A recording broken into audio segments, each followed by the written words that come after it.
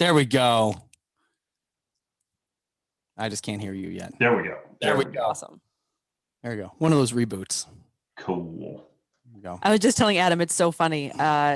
For years, I worked at like Dick's Sporting Goods, and I used to clean the bathrooms and do stuff like that in the morning. And I would just have you in my headphones listening. Oh, funny. Like this is like 6 years ago. So early Rob days. And so it's so weird to hear your voice and actually see you live and like you're actually talking. Because in my head, I'm like, I picture you and like, oh, Rob's talking, da da da da. But now you're actually here. You're like a real human. I am. They haven't done like the animatronics thing or what is it? The deep fake? Yeah, there's no deep fake on it. I do have I guess I do have a distinctive voice. Like when we were doing the book launch for the Paleo solution, which was ages ago, 2010, we were going through the Charlotte, North Carolina airport, and I had like a suitcase and then like a big box of books, propped on top of it. Nikki and I are zipping through there, and I wiped out and like the books went everywhere, and I'm bent over, picking stuff up, and I'm talking to Nikki. I'm like, oh, what an idiot, and this guy walks from, so my ass is sticking out one direction, and this guy is walking assward towards headward. He's like, hey, are you Robb Wolf? And I was like, did you recognize my ass or my voice? And he's like, definitely your voice. Definitely your voice. Yeah. Oh, that's awesome. It's so true. Oh, I love it. But yeah, I have a good amount of questions, so we'll see what we have time for. Cool. But first of all, I just want to say again, thank you for being on. You have been a huge part in my journey of wanting to dive into nutrition more and go into the kind of deeper inner workings, apart from just like, hey, eat these macros and do this, but just realizing that everyone is so unique and we all have our unique experiences and, genetic disposition and microbiome diversity, like everything is so different. And because of that, what you do should be different. And you were kind of the first person that introduced that idea to me and then just kind of led me on the rabbit holes that I'm down into today. So thank you for that. And you, I think you know that, but you are very special to this industry and you've really influenced a lot of lives because of that. Yeah. And Rob, I love you because you piss a lot of people off and you tell it how it is. And I don't know, I love a good fight. So yeah. A well-fought fight. The funny thing about that in a way is I'm not really like the go poke people in the eye, like try to stir shit up. I really try not to do that. Yeah. And I still just, fuck, man, I just get people all riled up and I think it's really sit and I'm like, you're like a cool cucumber. So it's almost annoying because you're so chill about it and you just like shoot the facts and they're like, why isn't he more angry? I get it. I should do John Wellborn style angry. Like John just does angry well, and so maybe I should try that at some point. It is perplexing to me where I'm like, oh, I'm really trying to be like grounded and centered. Right. And because there's my first draft of virtually everything is like, oh, here's a little sling and arrow at that asshole. And there's one for that person. And then I go back through and edit it. I'm like, okay, I can be more gracious here and more gracious there. And then by the end of it, I still have people like, you're an asshole and a charlatan and a fraud. And I'm like, okay, thank you. Do you think that took you time? Like, did you used to just do your first draft and over time you decided to kind of filter through things? Or do you think I used to do my first draft and, it's interesting. Like even though I just have a bachelor's degree from a state school, like I've been invited on some like academic committees and different things like that. And to be invited in those and to be in good standing in these things, like I can't be a complete maniac, like there is this reality that, especially with social media, you can create a heck of a following by just being a lunatic, being polarizing. Right. Yeah. You get super polarizing and like you've got but I don't know if it's ego or just the fact that I like, hanging around people that are way smarter than I am. But like when I get these invites into these like academic things and being an advisor to businesses and stuff like that, it's kind of a big deal, at least to me. And so that has moderated my stuff. Cancel culture has definitely moderated my stuff. I'm kind of like, okay, I'm trying to help someone here, but if I suggest that obesity is a comorbidity in everything, now I hate fat people, it's just like, oh my God, there's no winning, so I've continued to kind of moderate that, but there may come like a breaking point where I'm just like, fuck it. Cancel me if you want.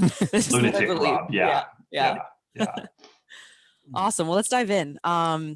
First question is more just kind of, it's pretty open-ended, but we always talk about on the podcast, like we're trying to give nuggets to people and just, hey, in our lives, these are kind of the low-hanging fruits that we try to practice. So in your broad experience, what would you say are some of the low-hanging fruits that people kind of ignore, just in terms of general wellness, health, just living a better life, striving to build a better body, be a better human? What are just a few of the things that you feel are the most important and just kind of overlooked? Oh man, sleep for sure. Like it is so the low hanging fruit, and almost nothing else that you do really matters absent the context of good sleep and improved sleep and everything. If you're full of piss and vinegar and you're in your 20s, yes, you can kind of get by a little bit better than when you're, nearly in the grave like I am. But it's still like if you're really trying, like if you are a top level athlete or you're going to medical school or whatever your kind of performance orientation is, super good sleep is just where the rubber hits the road. And honestly, looking back, and I know this is kind of diverting a little bit, but if I had my whole career to do over, I would orient everything around how to improve your sleep. Because then it wouldn't be like paleo or low carb versus vegan or this or that. It's like, no. Here's a sleep thing. And you can only go about 10 days without sleeping and then you're going to die. And so this is a non-negotiable thing. And now we're going to orient every feature of our lifestyle and our diet around improving sleep. And it's like, well, Rob, I wake up in the middle of the night and I have all these problems falling asleep. Okay, let's do a continuous glucose monitor on you. We do it and it's like, wow, I'm having these blood sugar highs followed by blood sugar lows. It's like, man, I don't know. What should we do? Maybe reduce your carbohydrate intake and make you more metabolically flexible on the fats and stuff like that. So it would create a situation where instead of like every single recommendation is like trench warfare and you got to fight this stuff out, you just start with the notion that sleep is important and kind of build around there. So I think sleep is huge. Protein intake is continually this thing that folks undershoot. And, we have our Healthy Rebellion community. We do 3 resets a year where we're trying to improve body composition, performance, and all this stuff. And there are folks very similar to you. It's like, oh, I've been following you for 10 years, listened to all the original podcasts, read the book, and it still has some body composition issues. It's like, okay, let's dig into this. And how much protein you're eating? Oh, I'm good on protein. I'm totally good. Well, let's weigh in. Exactly. And we weigh and measure it. And it's like, you are eating 25 to 50% under what you should be eating, and I'm in that like gram of protein per pound of lean body mass as an absolute basement up to a gram of protein per pound of body weight as probably like an upper bound of what someone would need. And nobody is there. Nobody with body composition concerns is in that bracket ever, and so this protein piece is huge. And then I don't know, from there, it's interesting, like the idea of like immunogenic foods are more on folks' radar. Like it's not front and center, but I think people they can dismiss that. They're like, oh, I always have this post-nasal drip. Okay, well, what are you eating? And we dig into it. It's like, well, I have like 3 whey protein shakes a day. Maybe there's some dairy issues there. Maybe you can only do 1 and not have these problems, or maybe you need to rotate or something like that. But I guess like sleep, protein, and then still keeping an eye out for immunogenic foods are really big things that I think are very easy to look at, pretty easy to modify. If they're gonna work, they work immediately, upon modification. And if they're not gonna work, then same deal. Like you see it immediately. But the sleep and protein, I have yet to see somebody not benefit from that. The immunogenic food is a little bit more individual and takes some more tinkering. Right. I think people have questions about that. So just as a clarification, I know it's a laundry list, but what are a few of the major symptoms someone could have and just, accept as this is just me. I've always been this way or always felt like this. That is really your body trying to give you a signal. What are just some examples you see most often with those that you talk to, help, work with? It's the GI issues. So maybe gas and bloating, maybe they're constipated, maybe they're on the looser side. So like the whole IBS kind of spectrum is kind of a biggie. Brain fog. And this is kind of a possibly interesting, side diversion. But for years, I thought that I had various types of like blood sugar issues. I was like, oh man, my blood sugar stuff sucks. And I'm not great. Like I'm not wonderful at metabolizing carbs.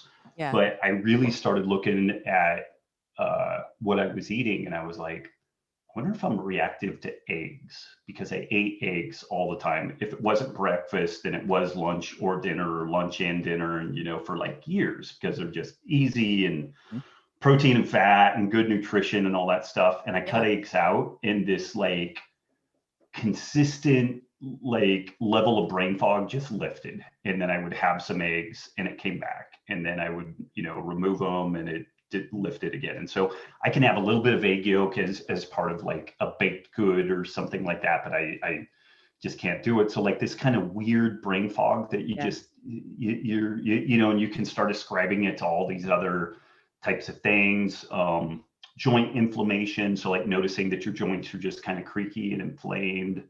What are the other ones? Those are the biggies, like gut issue, and then like any type of skin stuff. Acne, psoriasis, flaky scalp, just all this kind of weird skin stuff is definitely usually some type of immunogenic food is a big factor in that. Yeah. And it's always so interesting to me because with just society and the way we are, those things are just like, what's the word? You just have that, right? Diagnosed. Right. Like, I just have psoriasis. I just have it's in my family, where it's like, yeah, well, your mom was probably a little immunocompromised, and then you're more susceptible to things. But we just accepted it as is, because it's really hard to take enough time to eliminate something or even know where to start. Like, I'm sure even us talking about this, people listening are like, well, crap, I got to stop having everything. Like, I'm just going to cut it all out. So it definitely is a process. And like, you can attest to this. I know that through the years you have tried and done, so like you are a constant experiment. And if you really want to achieve health, you have to keep trying and asking questions and just kind of seeing what results you get and how your body responds. Just people don't really want to take the time to do that. But yeah. Well, it's tough because I mean, a lot of the foods that people tend to react to are really convenient. They're tasty, like dairy is awesome. Eggs are super convenient.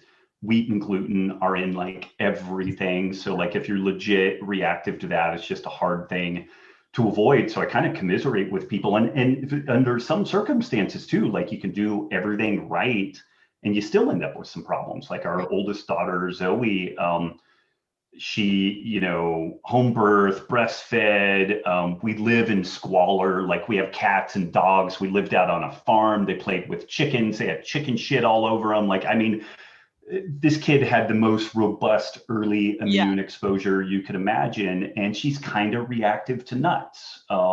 She gets kind of GI symptoms off of it. She can eat some macadamias, a little bit of pistachios, but like almonds light her up, and that may be more of like a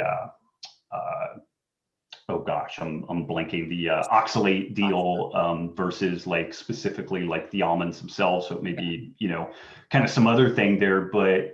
And interestingly, she's also pretty allergic to cats, dogs, and horses, and she loves horseback riding. So she has to wear a long sleeve shirt, wear some gloves, try not to rub her face after she rides the horses and everything. And like, again, in theory, I can't think of what else would there was no hand sanitizer. Like most people would be horrified at the lack of hygiene we have as a family, to say nothing of just our kids. Like I'll out the Wellborns, actually, since those guys. Like Kate bathes those kids at least once a day, sometimes twice a day, in and out of the pool. And like for me, I'm like, oh, they swam today. That counts. Checks the for a month, for a fucking month, and so you can do everything right too. And Chris Kresser has really written some great stuff on this, where as great as functional medicine is and ancestral health and everything, sometimes just like you get luck of the draw, and so you're in a mitigating strategy. Like you're never potentially going to be quite as optimized to what you might like. You might not have as much latitude as what you might like or might feel that you should have, but you're just kind of left with the cards that you're dealt, and you figure out how to deal with those. Yeah. With that, what advice would you give someone that is dealing with that? I mean, I have a lot of clients, and it's like it's almost woe is me. And right. like, I can't, it's not real life and it's not sustainable because how will I avoid XYZ forever? But it's like, dude, those are the cards you've been dealt. And if you actually want to feel better and to have a better life, this is just what you have to do. It sucks, but it's what you have to do, in a nicer way, or in a kind of a mindset side of things. Like what advice or words do you have towards that? I may be a little raw right now, so you may edit this out, but dear friend of mine just contacted me, and these folks are in their mid 40s. They have 4 kids, and the wife was just diagnosed with this super invasive bladder cancer. Yeah. And it's like, okay, so you have some food limitations.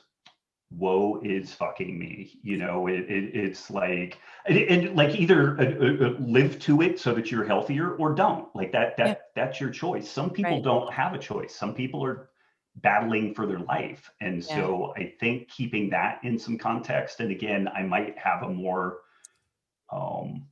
emotionally intelligent answer if we had recorded this a week from now. But right now, this thing's like, bam, right in my face, because we're scrambling to try to get them hooked up with like some people that are in the metabolic management of cancer and adjunctive therapies and all that type of stuff. And so, we went out for breakfast the other day, and I kind of ran the gal down, like, hey, when like a breakfast hamburger is pretty legit for me. Like, it's pretty safe. Breakfast stuff, because I can't eat eggs and all this. And I'm like, do you guys like cook the buns on the same grill you cook the burgers? She's like, yeah, we do. I'm like, okay, I'll do the cold smoked salmon and 3 scoops of cottage cheese. She's like, that's all you want? I'm like, I get super sick from gluten, and she's like, well, yeah, and we can't guarantee. And I'm like, I get it. And it's not on you guys to fix all that. That's on me. And we were out with some friends, and they're like, does it suck eating that? I'm like, no, I get to eat food. Like, and I'm not dying immediately. So I'm fucking good. Like I had some salmon and some cottage cheese, and I'm totally good. And so but also I've never had this, like, I've never like self-medicated with food. Well, part of COVID and the election, I did get a little chubby eating Rebel ice cream, but that was a whole other deal. I was so stressed out. I was like, fuck it. I might want to die right now. So,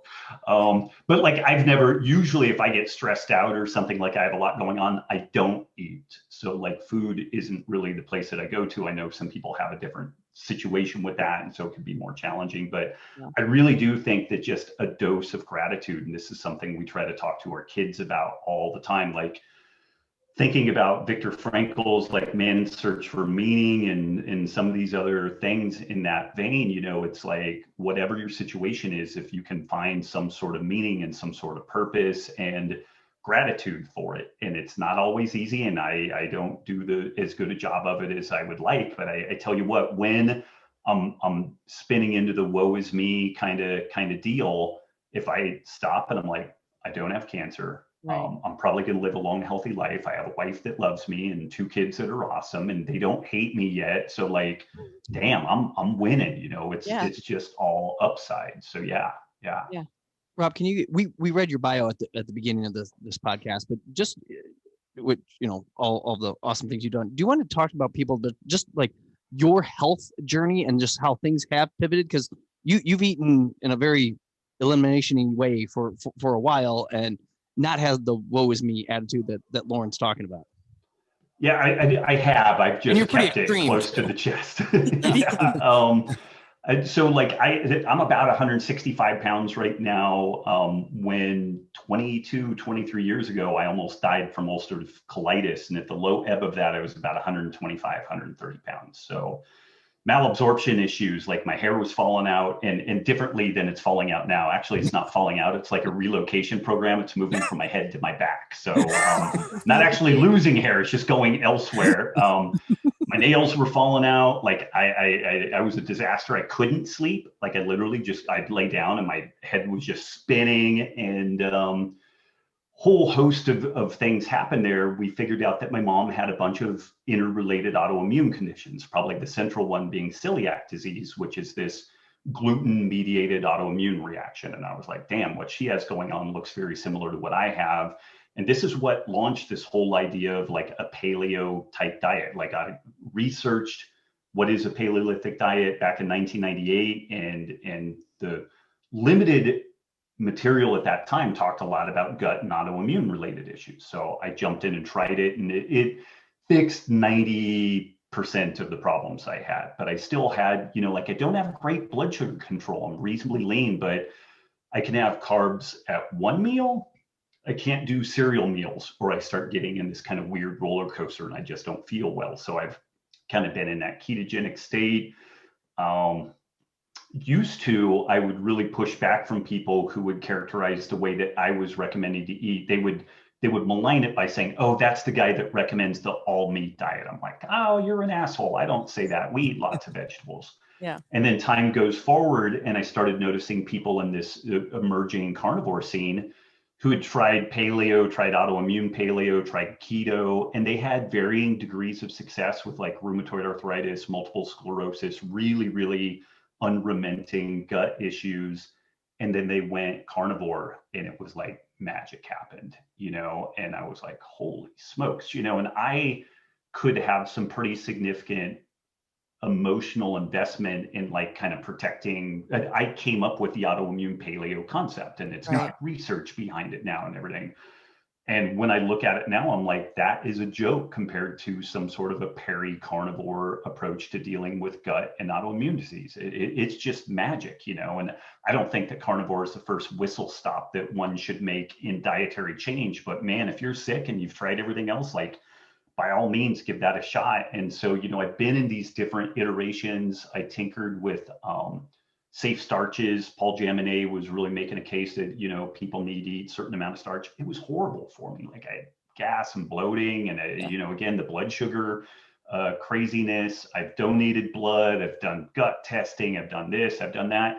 And I haven't done this. I love Ben Greenfield. I'm not throwing him under the bus on this, but Ben does like biohacking to kind of like, oh, I'm doing something new and hip. And I just want to be able to go to a cocktail party and not look like a weirdo, like honest to God. Like, I want as much latitude as I can get with, and not look like some strange guy. And it's just been this weird thing of like, okay, starches don't do that well for me, or again, at least cereally, and I can do a little bit of fruit. And where I'm at now is this kind of peri-carnivore scene where I do, meat and seafood, some dairy, artichokes, asparagus, ironically tomatoes, which are supposed to be this evil nightshade, but I seem to do fine with tomatoes.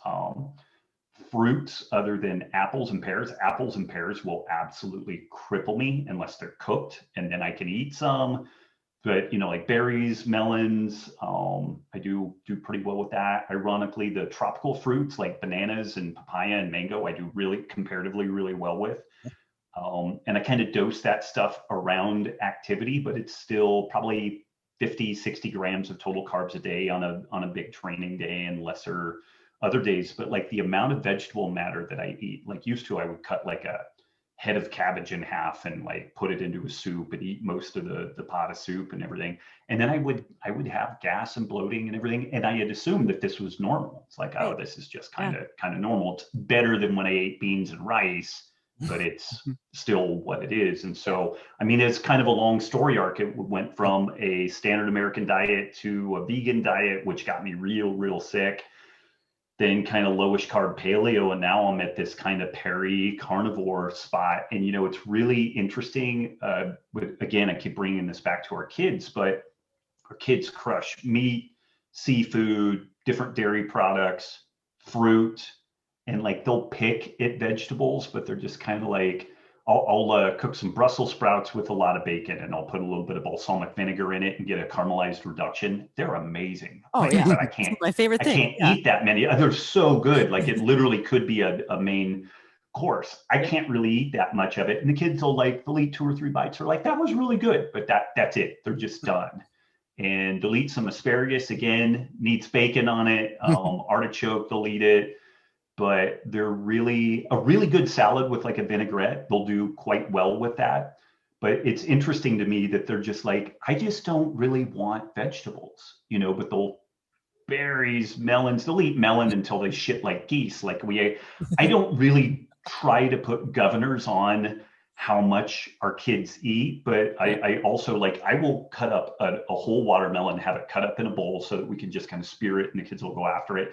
And I will now kind of parcel out the food because on the watermelon, because I'm like, you guys will eat the whole thing. And then you guys are in the bathroom and you're like, oh, my stomach hurts, and so I do kind of limit that a little bit, but that's been kind of the long story arc is arriving now at this kind of peri-carnivore spot. And I'm going to turn 50, here in about 6 months, and I feel really good. I just got my brown belt in jits, and although I get the shit kicked out of me there all the time, I'm hanging in there, with people that are 20 and 30 years old and same belt as me. And so I feel like it's fueling what I want to do. My cardiometabolic numbers look fantastic. So I under the hood, I seem to be pretty healthy. I may keel over and die tomorrow from a stroke, but I can't think of how I would do anything differently to feel better. That if I die tomorrow, I don't know what I would do that would have made it better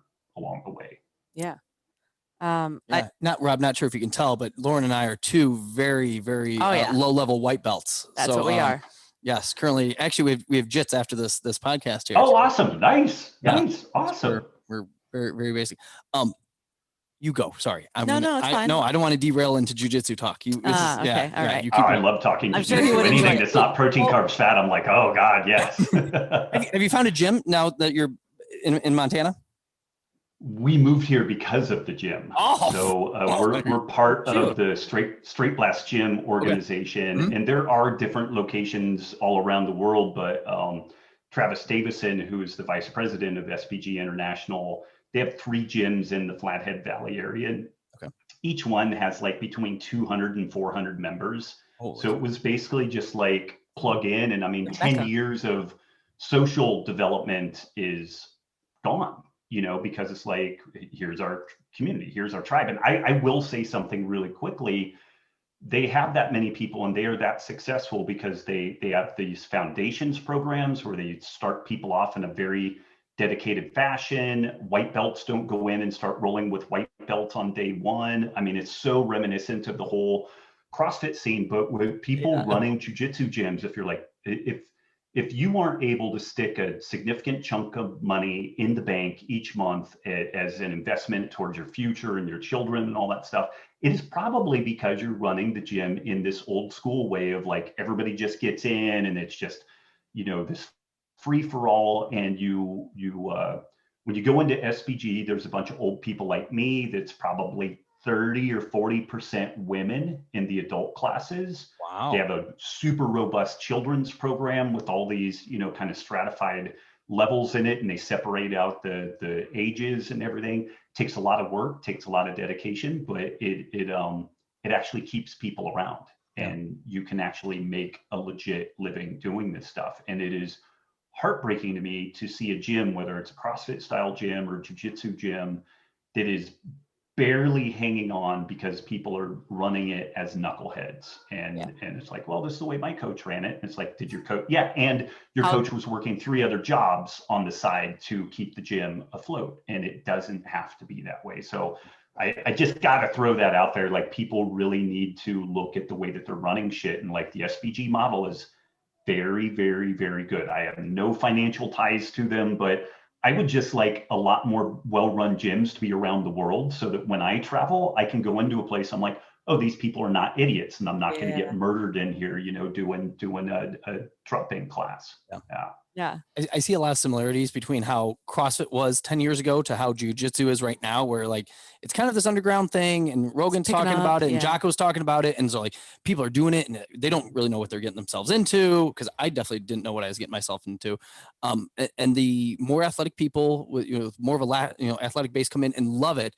And the people who are a little less athletic struggle, can really get a bad taste in their mouth. And you're right. If you don't have the progressions and whatnot, and again, I dial back to CrossFit 10 years ago. If the athletic people who are good are fine, and if you're not, you get hurt in a hurry, and then you're wrecked, and then it's not fun anymore. So I'm curious to see where the world of jiu-jitsu goes, because it's fantastic. It's it's, added a nice little, alternative to my training, give me purpose, to actually do something as opposed to just, lift weights and whatnot. But yeah. Yeah, it provides amazing focus. The community, it's like learning a language, so there's so much cool stuff to it. And that's why I think it's really important for gym owners and for the head coaches to like sit down and have an honest assessment of the way you're doing things. And like, is this the best work you could do? And again, make it super selfish. Is this the most money you could make out of your gym? Like, do you have 400 people? Do you have 400 paying members of your gym? Do you have people paying lifetime memberships up front? Like, not infrequently around here, people will drop a remarkable amount of money up front to pay for a lifetime membership. This is unheard of in other gyms. And so this is the stuff, like, if you aren't doing that, if you aren't able to do that, why not? And maybe consider, and this is where there's a lot of ego in this stuff, but you got to ask yourself, like, would you like some of these other perks and benefits of running a gym? And it seems pretty obvious you would. Yeah. Very cool. Very cool. Here, sorry, didn't mean to derail. It's Lauren, fine. We'll circle back. Keep going with your questions. We'll pass this on to Coach Tommy though. Yeah, we will. He'll enjoy that. He will enjoy that. Yeah. So fuck that asshole. a few questions around kind of just like carbs, sugar, that type of thing, because obviously people, it's a hot topic always. I don't think it's ever going to go away. But should people be scared of carbohydrates? And off of that, what I kind of mean is, do you think that most humans are considerably over consuming the amount of carbs that they should be given their activity, lifestyle factors, because for the fear of, I need to fuel my body and I will, die in a workout if I'm not eating 250 carbs a day. So it's kind of a loaded question, and you can probably kind of riff and rant on it, but like, there's a fine line, I'm sure. And I know it depends on so many things, but are carbs scary? And like, how do we really know how much to eat based on our activity level, what we're doing? Yeah. I like to start everything from protein. So like, let's make sure that people are buttoned up on protein. What I've just noticed over time, again, when we first got going, like we do these 3 times a year resets in the Healthy Rebellion, and almost nobody is eating adequate protein. And once they do eat adequate protein, like this magic happens. Body composition improves, performance improves. And once we get you dialed in on the protein, then I like to figure out, like, do you run better on more carbs? Do you run better more fat? Or are you kind of in that middle ground where you do kind of a mixed fuel deal? How would someone know carb or fat? Just tinkering with it, try that higher carb side of things. And then we really assess. So we would also do kind of a calorie upper limit prescription. I think maintenance is somewhere around like 15 to 16 calories per pound of body weight, something like that. So you do your protein, adjust for the calories there, and then look at what's remaining, eat enough fat so that you're getting your fat soluble vitamins. But this is definitely going to be like kind of a classic bodybuilder type thing, lowish to moderate fat, high protein, and then the rest is carbs. Okay.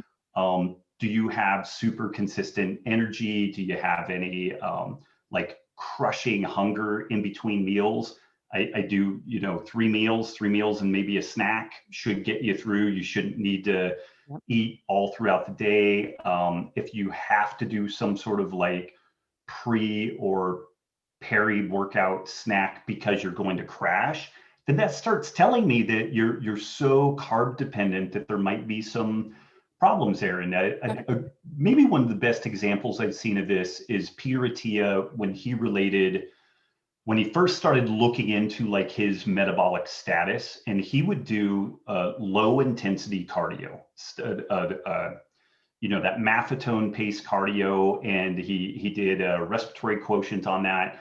And even at his super slow aerobic pace, he was burning 90 to 95% carbs, which is like, oh shit, like that is bad news. Like he literally could not and did not access body fat for energy. Then he went on a ketogenic diet, and he did that for like 3 years, and he discovered that he could burn nearly 3 times what the gram per hour limit. Like I think half a gram per minute was the accepted upper limit of fat mobilization or metabolism under exercise. and his was like 1.5. And now we've seen some really fat adapted athletes that are like 3 grams per minute and stuff. So like it literally forced a rewrite of the textbooks. But the big takeaway from that was that he wasn't overeating calories. Like he was isocaloric, and he was super high activity level, like 3 hours a day of swimming or biking or what have you, super high activity. But he was metabolically broken in a way where he literally was not burning carb or burning fat. Like he was exclusively a carb burner. Okay. And over time, he shifted into a ketogenic diet. And then he noticed like he never bombed. He would use some very targeted carbs in his high intensity stuff. Like if he was doing low intensity cardio, didn't really need to supplement carbs. If he did some high intensity work, he would drop some in. And I think that that's kind of an interesting way to go about this. Like if you go that higher carb route and we have these symptoms that are kind of consistent with blood sugar abnormalities, let's flip things around and try that lower carb side of things and see how you do. And some people notice they just crush it, you know, and I will mention that if you go to that lower carb side of things, you really do need to pay super close attention to electrolytes. Make sure you get at least 5 grams of sodium a day. Some people need 2 to 3 times that amount. So definitely if you go lower carb, you need to really make sure you're on point with electrolytes. Yeah. But I think that that's kind of maybe a 3-month process to fully vet that out. Okay. But you're really going to have a good sense of where you are metabolically. And I'll throw out one final thought. A gal, Denise, who did one of our resets, she did our 7-day carb test where this was part of my Wired to Eat book, where you eat specific, like 50 grams of carbs first thing in the morning. You try to make it kind of scientific and consistent. And you do that for 7 days, see what your blood glucose response is. And hers was terrible. Like she felt bad. She had super high blood glucose levels. She did a carnivore diet as a reset, ate that way for about 6 months, lost a ton of weight. And most of the literature will suggest that once people have lost weight, they become more metabolically flexible and they use both fat and carbs in. She did the 7-day carb test, maybe 9 months down range, and she did great. Like her numbers were fantastic, and she has reintroduced carbs under that circumstance. Right. Okay. She feels wonderful, and she got a little bit leaner as a consequence. So that's kind of it. And this is where like it's not always like this obvious path through this. It's like, had we just been tied into carbs only, then I don't know that she would have ever gotten through that, because just where she was metabolically was going to be pretty challenging. And then the flip side is okay, because low carb worked for her, even carnivore worked for her.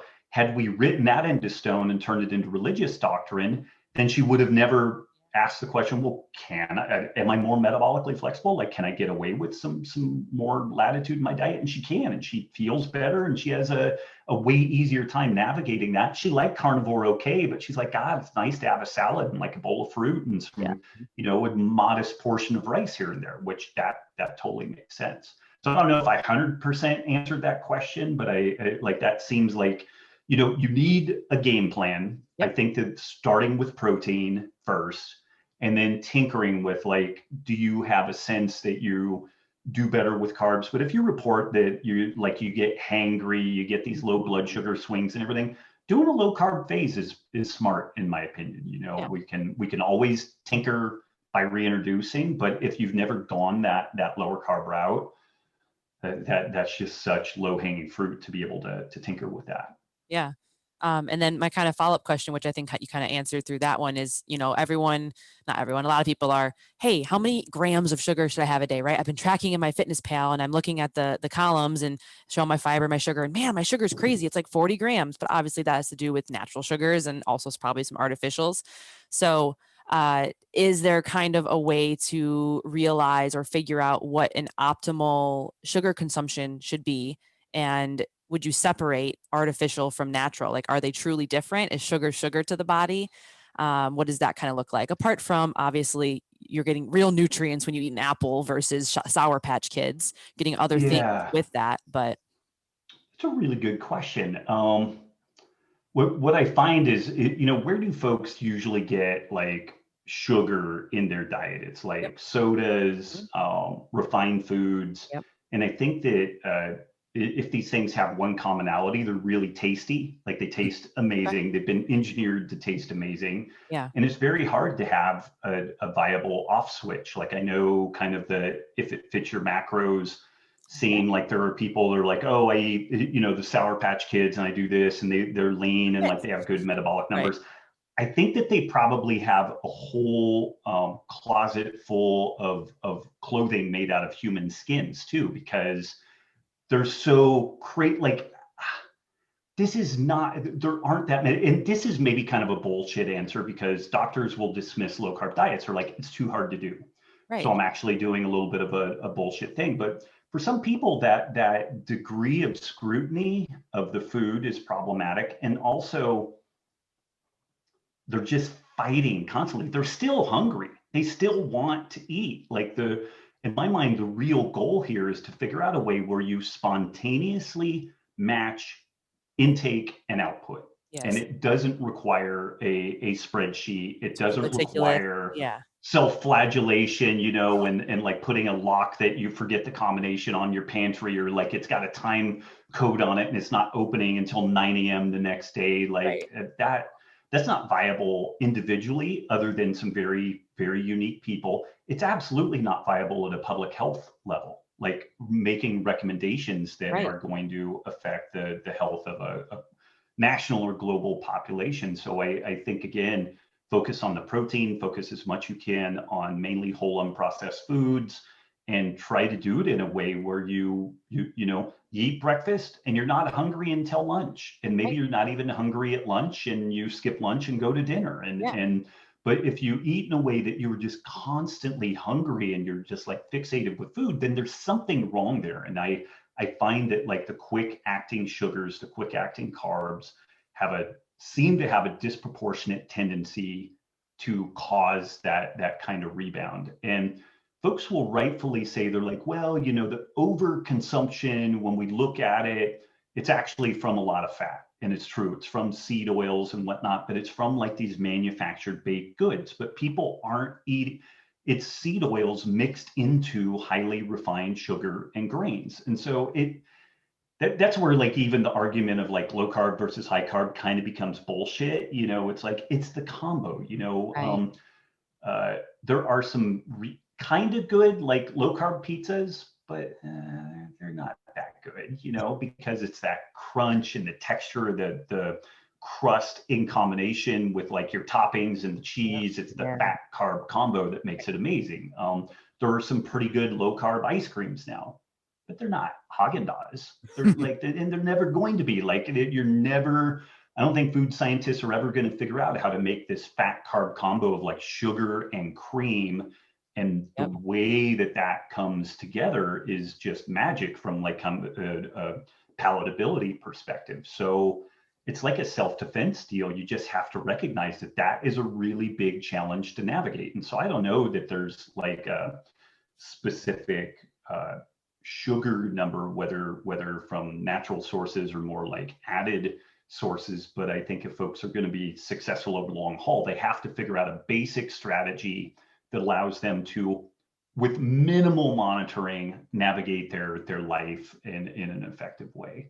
Yeah, no, I love that. That's very affirming, because I get asked that question and then it made me feel self-conscious as a coach. I'm like, should I be looking at that? To me, that doesn't matter. There's so many other factors that we can focus on. Like you're saying, these longevity, long-term, just sustainable habits that you can do, and everything else should really fall into line if you are affirming to those and doing those. But made me think. I was like, well, I don't know, maybe. But my gut agrees with what you said, and I think there's so much more to look at, and the other low-hanging fruit to really focus on, that the sugars probably shouldn't matter so much. And if you're really sticking to the plan and have a plan at least of why you're doing higher carb or lower carb, it'll all kind of pan out. I agree. Yeah. Let's see. So many questions. What do we have time for? This is a good one. So in terms of everybody has questions about caffeine, and from my kind of research and digging into things, caffeine can have a lot of problems, specifically with coffee, how it can like mimic the molecular structure of gluten, and how it can also have mold and a lot of things like that, and people don't realize. But is caffeine really the devil? And, is it causing our, blood sugar dysregulation or gut health stuff, or, HPA axis dysfunction? Like, are those things really as bad as they seem? Probably depends on the person, but in your experience, yeah, what are your thoughts on caffeine for most humans? The most humans is kind of the problem. Like if you look Right. at the toxicology of caffeine, one of the big things in toxicology is a half-life. Like if you ingest aspirin, how long? If you ingest 100 milligrams of aspirin, how long does it take so that your body concentration is 1/2 of what it was upon maximum intake? The average for humans with caffeine clearance is about 8 hours. It's about an 8-hour half-life on average within humans. Some people clear it in 4 hours, and some people clear it in 36 hours. Like, just think about that for a minute, and this is kind of a something to kind of back things up for the bigger dietary thing. Like, I don't know that protein, carbs, fat have the same variability that humans have with regards to caffeine clearance, but we understand that drugs have this massive therapeutic spectrum. Some people do great on this, some people die from that. Why are we so wrapped around the axle that there might be some huge variabilities in like carb tolerance from one person to another? I mean, it's just like it's crazy to me that people don't look at that. But we have people that will say, if I have a cup of coffee this morning, I won't sleep until tomorrow, or like my sleep's going to be super fucked up. And people laugh and dismiss it. They're like, oh, I drink coffee before I go to bed. And my friend Luis Villasenor, he's the co-founder of Keto Gains. That guy is like genetically one of the fast metabolizers. And I think that his I wouldn't be surprised if he's in like some sort of like 2-hour half-life on caffeine. Like he just smashes through this stuff. He takes in an amount of caffeine that would be fatal for some people. Just completely and the interesting thing about that too, he'll go totally cold turkey on coffee and has absolutely no problems. Oh my gosh, he's that's like, amazing. It's fine. Like, I miss it, but it's no big deal. He's not like selling his body on the street to go get some caffeine. So, when you think about that degree of spectrum, that's pretty significant. When we look at the epidemiology on coffee and caffeine intake, like it seems like it's beneficial over the long haul. And so I do recognize that like there is some cross reactivity potential. People that are gluten reactive, particularly celiac, can have some interesting cross reactivity to coffee and chocolate and stuff like that, which sucks. But that bigger picture of like HPTA axis dysregulation, going back to sleep, like optimizing sleep.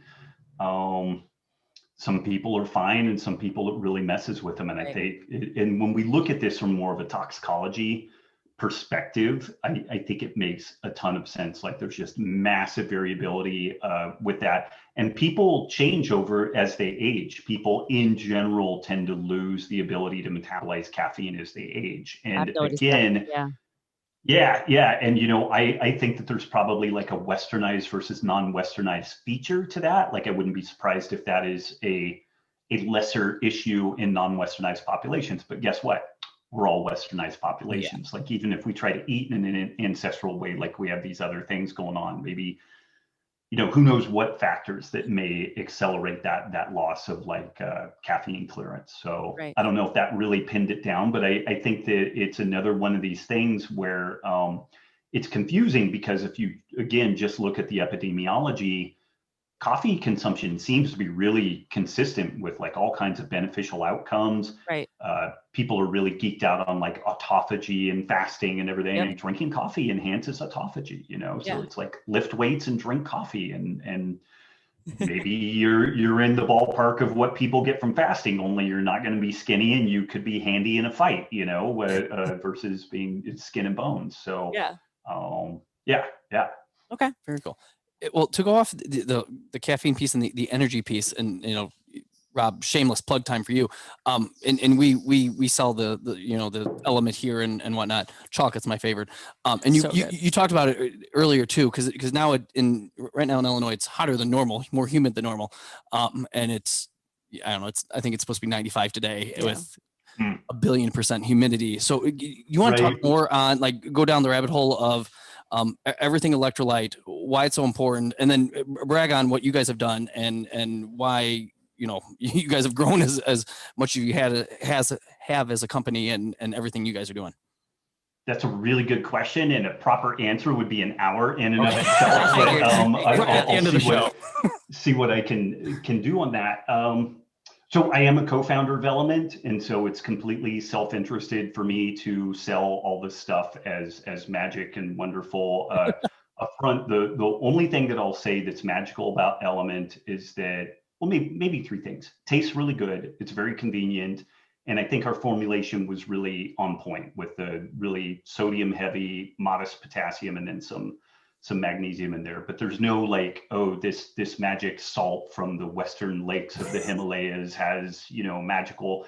There's no bullshit like that. Like it's just like, and the company was started when I personally really recognized that my sodium intake was woefully inadequate, especially because I was eating on the lower carb side of things. And I had just had years of these symptoms of kind of like, again, some brain fog, some low energy, but really not having that low gear doing hard physical activity like CrossFit type things, or in particular jujitsu. And Tyler Cartwright and Luis Villasenor, the founders of Keto Gains, those guys have an almost 200,000 person community on Facebook where they move people through these keto boot camps, and like the results they get are jaw dropping. And it's mainly women, like 35 to 60.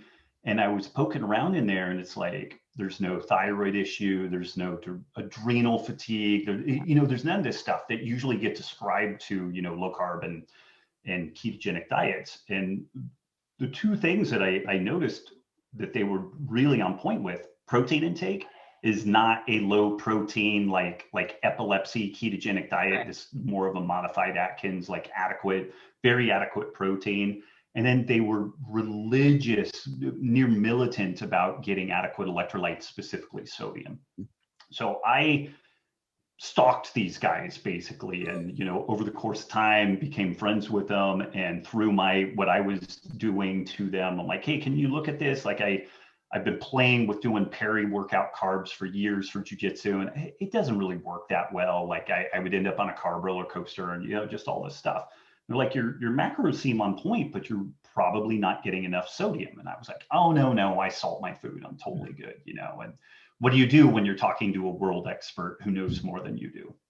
You ignore them, of course, at least for a year. And yeah, I'm a biochemist, dude. And this is something that's interesting. Like if one were put on a medically supervised ketogenic diet in a medical setting, the dietitian would damn well make sure that you get at least 5 to 10 grams of sodium per day. That is written in the fucking prescription, and somewhere in low carb diet lore got left out. That was just lost, like that was just abandoned. Lyle McDonald is kind of one of the only people that really like picked up on that and put it into kind of popular parlance within the stuff that he does. So Tyler and Luis finally convinced me to get my electrolytes dialed. What they did is they're like, just weigh and measure all the food you're eating and like all the, the salt you add and everything. And I was less than half of what they were recommending. I was under 2 grams per day of sodium. And so I literally went in and made this keto aid thing that they recommended. This much salt, this much no salt, some magnesium citrate, lemon juice, stevia, shake it up. And I felt better immediately. And I've been trying to noodle on this a little bit, but when you think about the most tightly regulated physiological processes in the body, like blood sugar is pretty tightly regulated, but blood sugar can go fairly high and it can go fairly low. It's got a fair spread to it. pH and electrolytes are just extremely tightly controlled. If your pH goes a little up or a little down, you're going to get sick and possibly die. If your electrolytes get a little off one way or the other, and the interesting thing, too much sodium is far easier to deal with than too little sodium. Too little sodium will create this downward spiral where your body starts shedding potassium to try to equilibrate the sodium and potassium between the outside of the cell and the inside of the cell. And what's going on there is that literally every thought we have, every muscle contraction we have, every time your heart beats, it's sodium potassium pumps that are driving this thing that feed into the electron transport chain and create ATP and whatnot. So if that gets off, to say nothing of like fluid balance, like sodium outside the cell versus potassium inside the cell, it creates this homeostatic scenario where we're not edemic, our hands aren't swelling, our brain isn't swelling. And this is one of the things that happens in like every single marathon, triathlon. People just start hammering water without electrolytes. They dilute their sodium, and then their body starts excreting both sodium and potassium to try to re-equilibrate that situation. And then they get edema. The fluid starts flowing out of the cells, or actually into the cells as a consequence of this. And this is where like your hands will swell and people will get cerebral edema and they can die from it. So again, a really good question. I'm probably bouncing all over the place on the answer, but as I became more aware of the importance of electrolytes, and I mean, Tyler and Luis were totally buttoned up on this stuff for ages. And so it was a new thing for me. We took their keto aid formula and we just started pushing it out to the masses. And within 6 months, we had like 500,000 downloads of this keto aid formula. And people were like, oh my God, I feel so much better. My jujitsu works, like all this good stuff happened. But then people started tagging us. They're like, well, when I was going through TSA, they didn't like my 3 bags of white powder because people were traveling with their stash. And so we started asking the question, like, would people benefit from like a convenient stick pack type of deal on this? And the first product that we released within Element was citrus salt. And honest to God, the way that we formulated it, if it sucked as an electrolyte, it made an amazing margarita base. And so that's our most popular one, specifically within our teacher population. They love their margaritas. So it's yeah. And that honestly, we were like, well, if this fails this way, then we'll just sell it adjunctively with booze. And now we kind of do both. And, you know, we just closed a Series A, and the company has grown really remarkably. And the interesting thing, when we did the Series A, we actually opened it up to our Element community, like the people using Element. And we're like, hey, if you would like to invest at it, you know, here's an opportunity to do this. We ended up turning down a shocking amount of money. Like there were all kinds of people that wanted to put money into Element, but they didn't know anything about it. They just saw it as a potential payday. But we were like, we wouldn't be here without you folks. And so it's never a guarantee with anything, but if this thing goes big, like we would like it to go big with you. And so both our seed round and our Series A, we populated almost exclusively from people within the Element community. You know, they were the ones that believed in us. They're the ones that got us there. Trying to think of anything noteworthy. We're within all the branches of military, U.S. military. We're in a bunch of the SEAL teams. NHL, NFL, Major League Baseball, basketball, bunch of Olympic sports. So, I mean, we definitely are getting like that more professional athlete scene for sure, which is definitely cool. But we've seen some remarkable benefit within medical scenes, like the POTS community, the postural orthostatic tachycardia syndrome. It's a deal where if you go from seated to standing, you can pass out. And like these people have real high danger of like traumatic brain injury and head trauma. And the cool thing about that community is that they already understand that adequate sodium will really help their situation. And there appears to be an autoimmune piece to that. So like a lot of the people in that community were already kind of savvy to my work and similar like autoimmune paleo work and everything. But we started getting tagged in the POTS community, and we actually did a month-long POTS awareness program, and it was huge for both us and the POTS community. And there are several other kind of hypovolemic conditions where people go from, again, seated to standing, or, you know, go from low physical activity to high physical activity, that they can lose consciousness. And so we've had really huge buy-in there. And then breastfeeding moms. We started getting tagged in the exclusive pumping scene, you know, on social media, because, and this stuff like stratifies out into these weird kind of religious factions. You've got like the breastfeed only, the breastfeed and pump, and then you've got the exclusive pump. And the exclusive pump can be moms that maybe the latch didn't work, or they have to work, and so they pump a bunch, and then you know, there's hopefully enough for the kid throughout the day. But women started posting pictures of, like, you know, they're these little bottles, and they're like, I had this much in the bottle yesterday, then I took Element, and then there's like 5 full bottles. And that's amazing. And man, if you couldn't think of a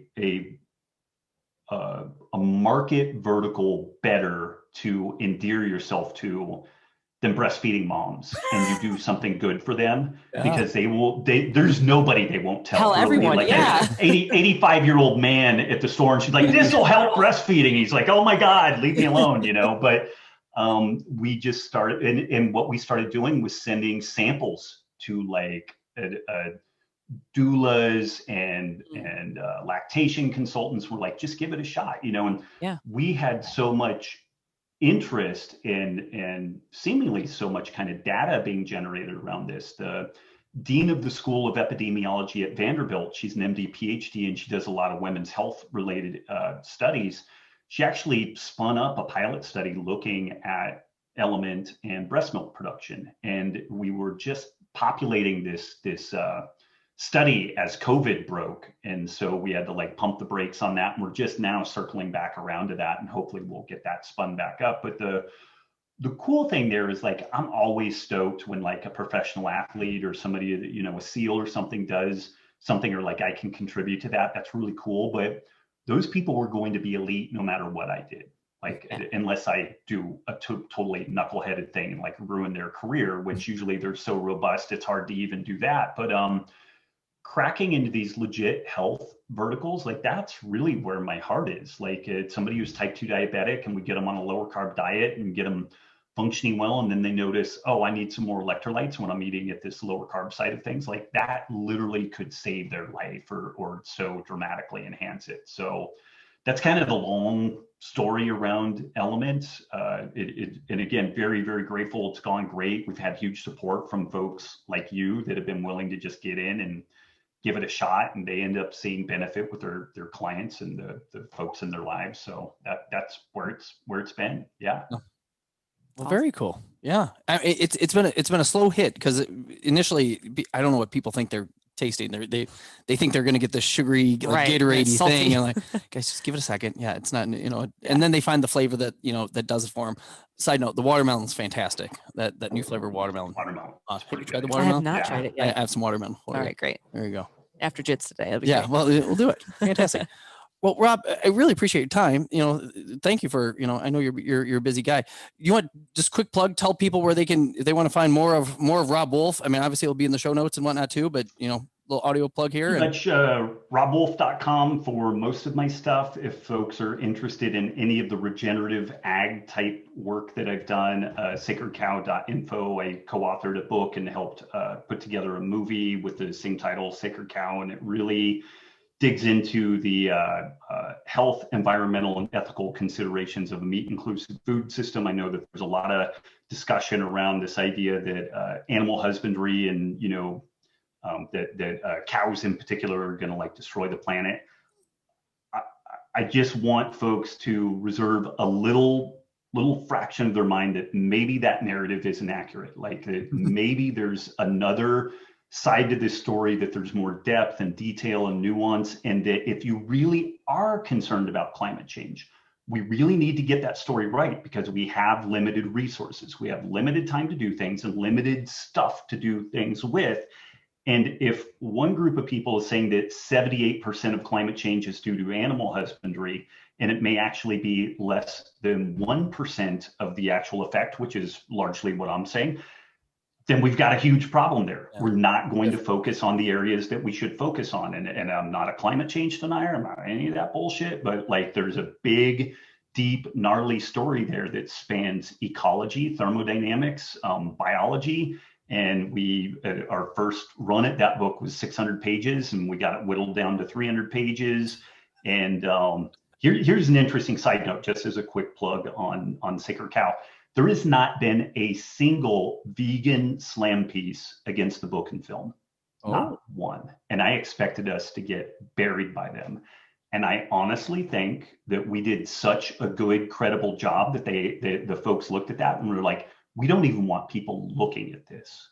It is how good of a job we did on that. So just as an aside, like that is kind of my proudest work that I've done to date. It's also hardly anybody reads it or knows about it. So it's kind of commensurate with the effort put into it, ironically. But then drinkelement.com is where I do a ton of blogging, and we have a mountain of material that we're generating, not just around electrolytes, but our mission is health through hydration. The hydration piece is kind of easy now. It's kind of like get adequate sodium, and everything else kind of falls into line. But that health piece really is where this whole ancestral health model nests. And if we just sell a bunch of salt and don't transform the health of our country and our world, then we failed. Like I will really look at our effort if we just, we had some exit and we sold a lot of salt, but our health still sucks, we failed. So that's the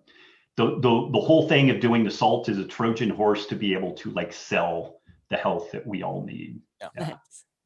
Very cool.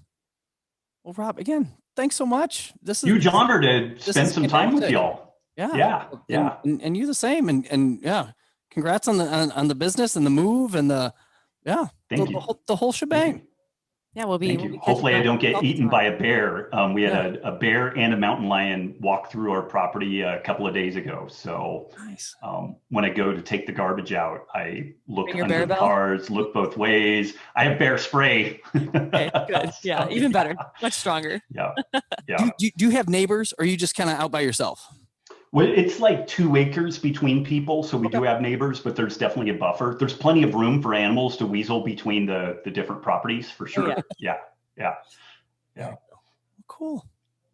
Awesome, guys. And if you make it out to the Kalispell area, I know a good jiu-jitsu gym to get some training in. So, absolutely. Might have to. Love it. Yeah. Let me tell you, I can't believe just how, because it has been, because I'm 41. I didn't find jiu-jitsu till I was 40, but yeah, I mean, it has been very like, I don't know. It was really kind of what I was missing. Not that lifting weights gets boring, but sometimes, you want a purpose behind it gets boring. Okay, it gets boring. Yeah. It gets boring. Like I do it because this is my investment in my future and to do the things I want to do. And some people, like, they really love it, but like if I could do something else and maintain muscle mass and explosiveness as I age, you would 100% never lift a weight again. Yeah. So, but you can't. Like resistance training is the possibly the most magic anti-aging tool that we have is just simply resistance training. Yeah. Have you stayed healthy through all the jiu-jitsu stuff, or have you had little things pop up? Yeah, I mean, I have little things like Andy Stumpf, the Cleared Hot podcast guy.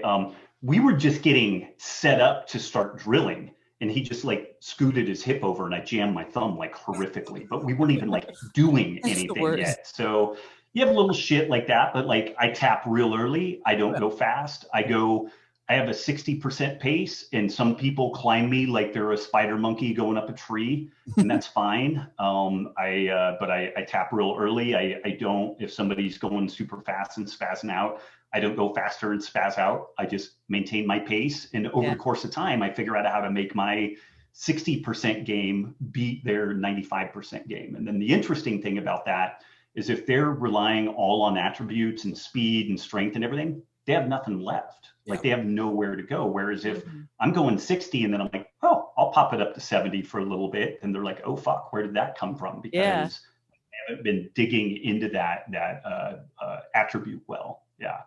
So tap early, tap often, pick your training partners carefully. I love that. I wish I would have known that my first couple months, but I figured it out along the way. Yeah. Well, this is the interesting thing about a dedicated foundations program. You teach all of that etiquette. Like you do a good amount of positional drilling. It's like, okay, you're in closed guard. One person's trying to break the other person down. The other person's trying to pass. Maybe the person on bottom is trying to do like a knee shield, and the person on top is trying to do some sort of like a smash pass. And you start that off and it's like 10%. And maybe today we're focusing on the top person. So the bottom person resists 20%, and the top person is maybe going 40, 50%. The top person should win, but it should be a struggle and it should be real. And if they win 10 times in a row, then the bottom person like, okay, step it up to 40% resistance, and make it. So now they win one, fail one, win one, fail one. And then by the way, when they're doing that knee shield, if you stick your arm out, they might do this thing called a Kimura. And when they do it, you tap, and you tap early. And so there's all this opportunity to build work capacity, to build technical proficiency, and to understand the etiquette of this stuff. And you also do it in a way where it's a collaborative game. You are trying to, if I'm doing a knee shield, I'm trying to sweep you and trying to do stuff like that. But I'm also feeding you energy that's realistic, but not so hard that like you just fail 10 times out of 10. That's not going to help my training partner at all. And if they're just like burying me and smashing me every single time, then they need to modify their stuff. But in that way, people build all this work capacity and everything, and it kind of takes the ego and like I'm going to look like a dummy out of it. And then even when you carry it over to live rolling, like it takes some of that spazziness out of it, and usually the white belts don't even do open rolling till they've done 25, 30 sessions of foundations. And the first couple of rolls, they roll with a black belt, and you are taught some etiquette. Like, here's this position, here's this position, and if you're starting to freak out, it's like, calm down, don't worry about it. You're going to get tapped. You're a white belt. Your job for the first 2 years is to just learn how to survive. Like, that's it. You learn how to survive. Become a blue belt, you learn how to escape. And you become a purple belt, and you start survival and escape is kind of implicit. Now we start putting some teeth in our game, and we go on the offensive and everything. And folks they're like, joining or entering white belt tournaments, and they're like, I submitted that guy. And it's like, yeah, you were bigger and stronger than him, but your jiu-jitsu sucked, so it doesn't mean anything really yet, So Have you done the competition thing? I've done a little bit, but it's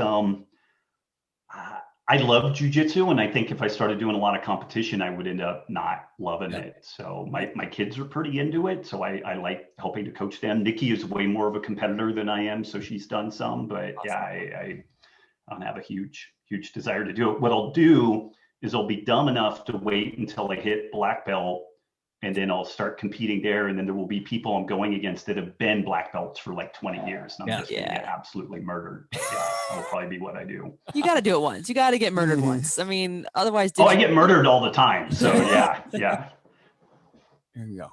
Oh, cool. Well, Rob, again, thanks so much. I really appreciate this. Andrew Romero, who had you guys on, I don't know, 6 months ago, something like that. I saw he was on, you were on his podcast. I'm like, how'd you get him? He's like, I just emailed him. I'm like, I will email. Do that. Wow. I'm pretty accessible. Yeah. I like chatting with folks. So yeah. I know we're trying to wrap up, but I don't really do much social media anymore for a variety of reasons. I think it's really toxic, and I just think the time investment isn't really all that worth it. But I am feeling like podcasts are a good place to like get to know some folks, share some ideas, put out some more nuanced takes on like, so what about sugar? Like trying to unpack what we discussed around sugar and do that in an Instagram post. Like it would take that's terrible 8 hours of writing, and if you put that much, and if you put that much work into it, like 5 people would like it. Whereas like if I starve myself for 3 days and then do a bunch of push-ups and pull-ups and do a shirtless photo, I'll get 10,000 likes on it. I'm like, the world is just full of assholes. There's no justice in things, but I've really liked the podcast scene because you can dig into deeper topics. You can backtrack. Oh, I didn't think about this, and so it's really a nice venue. And also from the kind of cancel culture perspective, it's still largely flying under the radar. Like there hasn't been the same inroads into, like, if you want to talk about COVID or ivermectin or something like that, like you don't get immediately shut down. Just subsequently shut down. So yeah. It's harder to be a podcast troll. I mean, you really have to work hard. You have to work pretty hard to do that. Yeah. Troll the whole thing. I can't believe he said this at minute 32. It takes some effort. And if they're going to put that much work into it, awesome. Like that's if they do that much, then it took literally a day out of their life. You're like, fucker, that's one less day you have to live, and you devoted it all to me. So, No, I love this podcast medium, and just even I stand a little bit more on the conservative side. But when Rogan had the Democratic nominees for president on, I mean, I still didn't necessarily agree with all their policy stuff, but like at least I understood them. Like when they got you give Bernie 90 minutes to like, oh, okay, I don't totally agree with you, but now I think you're much less crazy than what I thought you were. And your 2 minutes that you get before the next person goes just to get applause and Yeah, and that's pretty important. Like we're in a very fractured situation right now, and I don't know that anybody's going to benefit from greater divisiveness. Like we really need we either need a divorce part on amicable terms and figure out where we draw those lines, or we really need to figure out like, okay, this was a good row, and now we need to figure out like some common ground again, or bad stuff happens. Yeah. Well, we'll do a social political podcast at some point in the future when you guys are ready to destroy your podcast, and we'll do the social political one. And you're like, this is the final episode. You're like, peace out. We'll probably lose like 3 of our 20 listeners, so it's fine. Okay. I mean, that's barely 10%. Yeah. Great. We're fine. There you go. Awesome. Well, Rob, thanks again, bud. Guys, take care. Yes, you do the same. Thank you. Okay, bye-bye. Take care.